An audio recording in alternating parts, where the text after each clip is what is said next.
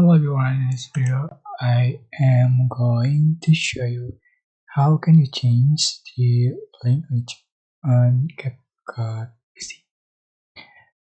So it's super simple.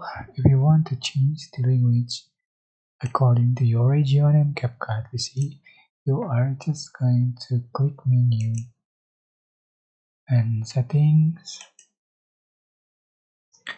and you can select language.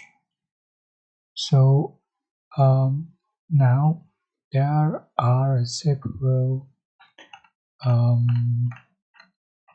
language in CapCut PC. So you can select the language that you like according to your regions. For example, just select for example, I'm going to select English. Just click save. Or you can select the play panel. Just click save. Or etc. I'm gonna share. Click save, and then click restart. You can see for the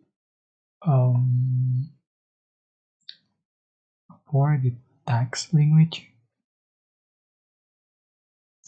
I hope this tutorial was helpful for you. Don't forget to like, comment, share, and also subscribe. Thank you so much for watching.